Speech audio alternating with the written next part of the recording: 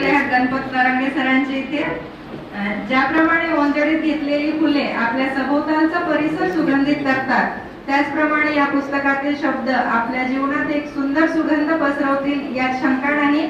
मी मान्यवरांना विनंती करते की त्यांनी गणपत तरंगे सरांच्या ओंजळ फुलांची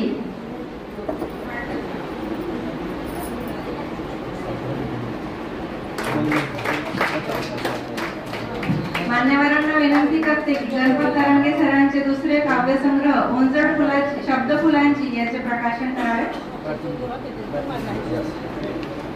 माननीय गणपत तरंगे शिक्षणाच्या निमित्ताने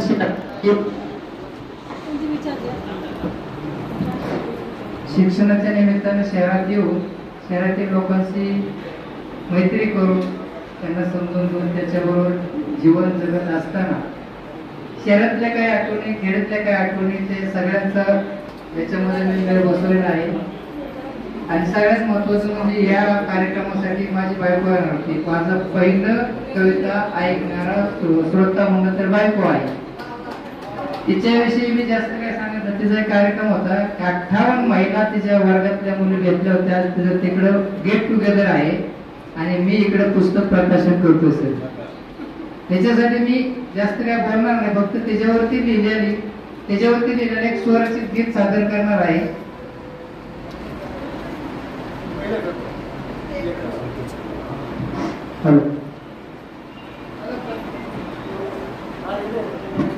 हॅलो, पती पत्नी संवाद गीत आहे ते, दोघांचं बोलणं आहे। तिचं एक कडवं घेतो, माझं एक कडवं घेतो। रोजच्या परिस्थितीवरती आहे।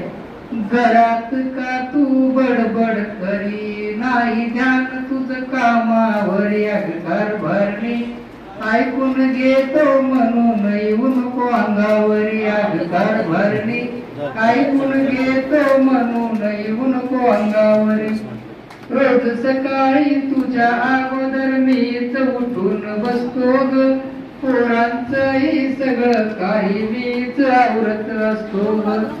झोपेतच तू बडबड करी, पोर शाळेत गेली तरी घर भरणी ऐकून घेतो म्हणून येऊ नको अंगावरी।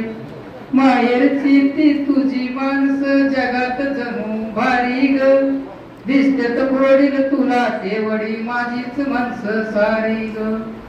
तू गुणगान कुणाच गाऊ नको, तू नाव कुणाला ठेवू नको, घर भरणी ऐकून घेतो म्हणून येऊ नको अंगावरी। आता तिचे कडून घेतो। नका सांग बाय तुमचं इतर कौतिक मुळी काही हो, ती म्हणते बघा, मी आहे म्हणून टिकली इथं तुम्हाला कळत नाही हो।